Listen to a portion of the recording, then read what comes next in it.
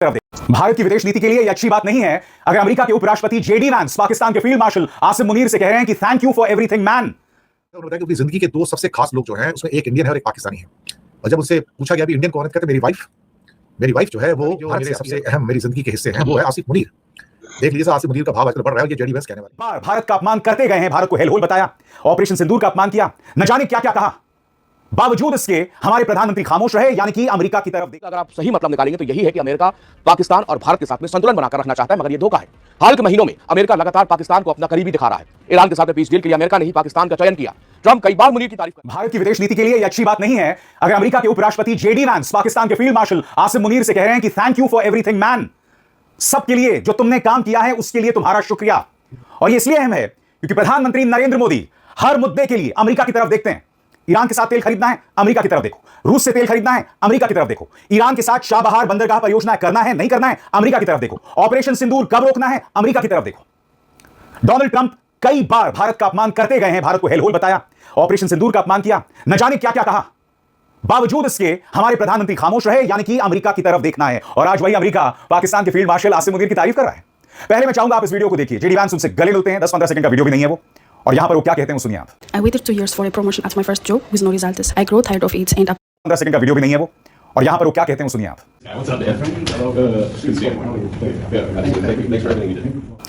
अब आप कह सकते हैं कि भाई पाकिस्तान की तारीफ कर दी तो क्या हो गया।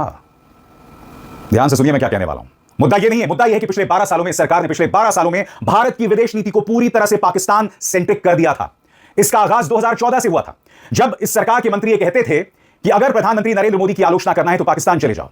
इस सरकार का प्रचार तंत्र कहता था, जब भी आप प्रधानमंत्री नरेंद्र मोदी की आलोचना करते थे, देश के अंदर कुछ बुरा चल रहा था, उसकी बात करते थे, तो कहते थे जाओ पाकिस्तान चले जाओ। जो भी घटनाक्रम होता था सरकार के खिलाफ, उसे पाकिस्तानी साजिश बताई जाती थी। इसका मतलब क्या हुआ, यानी कि हमने अपनी पूरी रणनीति को, अपनी पूरी स्ट्रैटेजी, विदेश नीति को पाकिस्तानी सेंट्रिक कर दिया। हम पाकिस्तान के साथ कंपटीशन करने लगे। 2014 से पहले नहीं था। 2008 में जब मुंबई का हमला हुआ था, तब भारत ने अपनी डिप्लोमेसी के जरिए पाकिस्तान को अलग थलग कर दिया था। चाइना भी पाकिस्तान का साथ नहीं दे रहा था।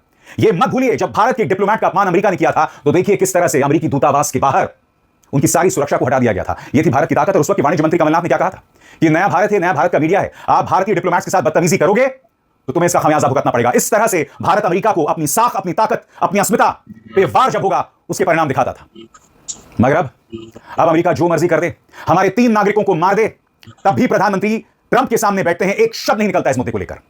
इंडियन ओशन में टॉर्पीडो के जरिए अमेरिका हमला कर देता है और पूरी तरह से खामोशी बनी रहती है प्रधानमंत्री की तरफ से। नतीजा आपके सामने है, डोनाल्ड ट्रंप लगातार अपमान कर रहे हैं। और याद कीजिएगा, डोनाल्ड ट्रंप ने एक इंटरव्यू में क्या कहा था कि मेरे पसंदीदा नेता मोदी हैं। क्यों? इसलिए कि इससे पहले भारत हम पर अनाप शनाप पैसे जो है वो चार्ज करता था, मगर जब से मोदी आए हैं हालात बदल गया। यानी कि भारत की नीति अमेरिका को लेकर कमजोर और सॉफ्ट हुई है, जिसमें शायद भारत को भी नुकसान हो रहा हो। यह बात डोनाल्ड ट्रंप ने एक इंटरव्यू में कही थी। यह हकीकत है और उसे मोड़ नहीं सकते। आज पाकिस्तान 2 चीजें कर रहा है दोस्तों। वो आसिम मुनीर, वो फील्ड मार्शल आसिम मुनीर, जिन्हें हम जिम्मेदार बताते हैं पहलगाम आतंकवादी हमलों के लिए, आज उनका दबदबा बढ़ रहा है साहब। याद कीजिए जेडी वैंस ने क्या कहा था कल की बातचीत में कि मैं भारत और पाकिस्तान दोनों के करीब हूं, और कैसे कंपैरिजन किया था कि एक भारतीय मेरी पत्नी है और आसिम मुनीर एक पाकिस्तानी है। यह कौन सा कंपैरिजन हुआ? आसिम मुनीर क्या आपकी दूसरी पत्नी है? मुद्दा यह है कि अमेरिका आज खुलकर पाकिस्तान की तारीफ कर रहा है, और दूसरी तरफ पाकिस्तान ईरान से तेल भी खरीद रहा है, भारत नहीं खरीद रहा। अब आप मुझे बताइए, विदेश नीति की निगाह से कौन कमजोर पड़ रहा है? सुनिए जेडी वैंस ने किस तरह से अपनी पत्नी को भारतीय बताया और फील्ड मार्शल आसिम मुनीर के पाकिस्तानी होने का जिक्र किया। यह अपने आप में निहायत ही हास्यास्पद है। सुनिए क्या हो रहा है। His Field Marshal in Pakistan, Asim Munir. I will say that since Field Marshal Munir welcomed us with the Prime Minister in Islamabad, I have joked that I have 2 very, very important people in my life, an Indian and a Pakistani.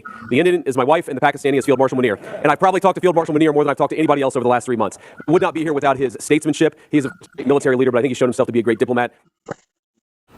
यह सब क्यों हो रहा है दोस्तों? 2 कारण। पहला, पिछले 12 सालों में हमने अपनी फॉरेन पॉलिसी को पूरी तरह से पाकिस्तान सेंट्रिक कर दिया। पाकिस्तान ये कर रहा है, पाकिस्तान वो कह रहा है।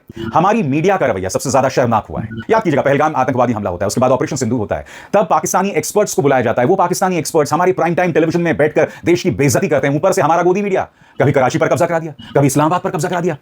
इन्होंने देश की साख को, देश की इज्जत को इंटरनेशनली तार-तार कर दिया पाकिस्तान के मुकाबले।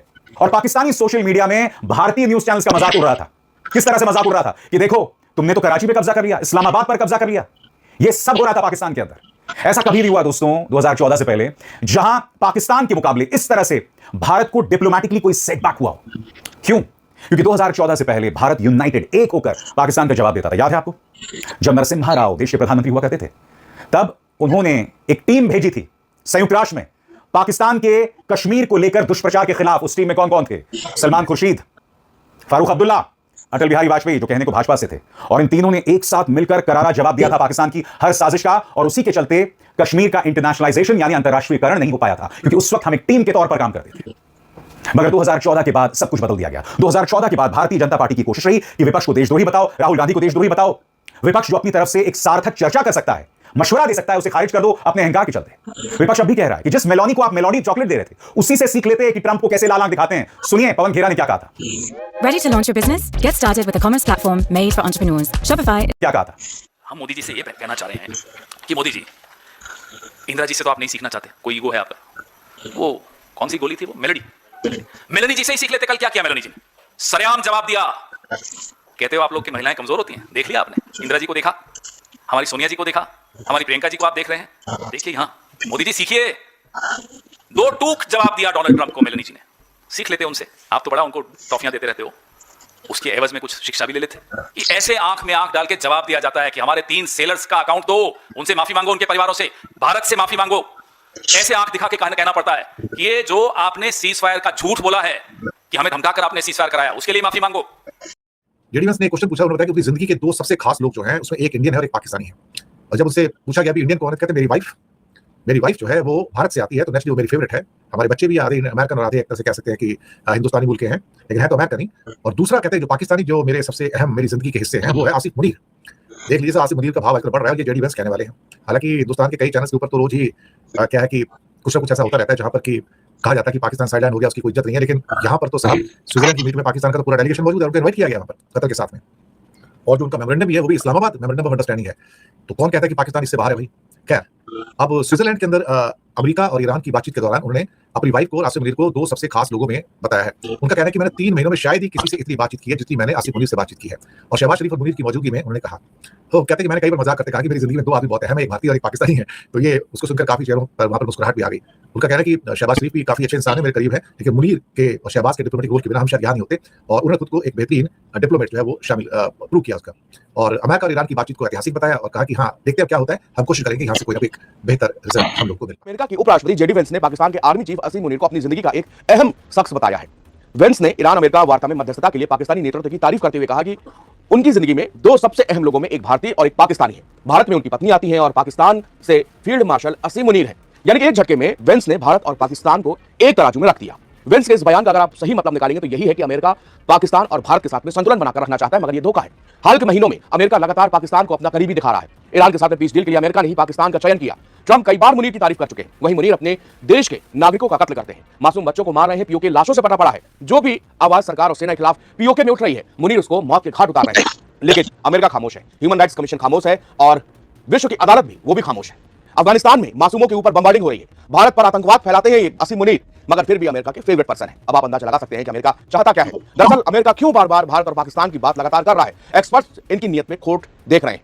ईरान के साथ में जंग शांत होने के बाद पश्चिमी ताकतों का मिशन अब यह है कि ये वार अब किसी भी तरह एशिया शिफ्ट हो जाए। अब सवाल यह है कि इससे अमेरिका और नाटो देशों को क्या फायदा होगा। इनको सबसे बड़ा फायदा होगा कि इनके हथियार बिकेंगे, एशिया में अपना आधिपत्य जमाने का मौका मिलेगा। एशिया की उभरती महाशक्तियां जब युद्ध में पूरी तरह से इन्वॉल्व हो जाएंगी तो फिर उनकी अर्थव्यवस्था चौपट हो जाएगी। फिर अमेरिका और पश्चिमी देशों को चैलेंज करने वाला कोई देश नहीं बचेगा, क्योंकि रूस तो ऑलरेडी वॉर में 3 साल से इन्वॉल्व है। स्विट्जरलैंड में अमेरिका ईरान कूटनीतिक बातचीत के दौरान वेंस ने अपनी पत्नी और ऊसा वेंस और पाकिस्तानी आर्मी चीफ आसिम मुनीर को जिंदगी के 2 खास लोग बताया है। वेंस ने कहा कि मैं पिछले 3 महीनों में शायद ही किसी से इतनी बात की होगी जितनी बातचीत मेरी आसिम मुनीर से हुई है। शहबाज शरीफ और आसिम मुनीर की मौजूदगी में उन्होंने ये कहा। जेडी वेंस रविवार को ईरान के साथ बातचीत के लिए स्विट्जरलैंड में थे। पाकिस्तान और कतर के प्रतिनिधिमंडल भी मध्यस्थ के तौर पर वहां पर पहुंचे हुए थे। पाकिस्तान की ओर से पीएम शहबाज शरीफ और army chief Asim Munir Switzerland में ही मौजूद है। इसी दौरान रविवार को वेंस ने पाकिस्तान की तारीफ के पुल बांध दिए। कई बातें ऐसी पाकिस्तान को बिल्कुल उनकी मीडिया पाकिस्तान की कोई आवाज कुछ नहीं रही है, क्योंकि उनके आका पाकिस्तान के अमेरिका ने यह बात कह दी है। बस इस बात की उनको खुशी है कि चलो किसी ने हमारी तारीफ तो की, वो भी अमेरिका, सुपर पावर देश। पाकिस्तान की भूमिका की तारीफ करते हुए वेंस ने कहा कि पाकिस्तानी पीएम के हम शुक्रगुजार हैं, जो मेरे बहुत करीबी दोस्त भी हैं। उनकी अच्छी कोशिशों ने बातचीत को इस मुकाम तक पहुंचाया है। शहबाज और मुनीर के डिप्लोमेटिक रोल के बिना हम शायद यहां नहीं होते। उन्होंने खुद को एक बेहतरीन डिप्लोमेट साबित किया। स्विट्जरलैंड में अमेरिका और ईरान की बातचीत को जेडी वेंस ने ऐतिहासिक बताया। वेंस कहते हैं कि राष्ट्रपति डोनाल्ड ट्रंप ने हमें नया अध्याय शुरू करने और ईरान के साथ लोगों के साथ अपने रिश्तों को बदलने और उनकी तरफ दोस्ती का हाथ बढ़ाने की जिम्मेदारी। Welcome to breaking news with TH. ये थी आज की वीडियो। अगर वीडियो पसंद आई हो तो वीडियो को लाइक करें, चैनल को सब्सक्राइब करें। मिलते हैं नेक्स्ट वीडियो में, तब तक के लिए अल्लाह हाफिज़।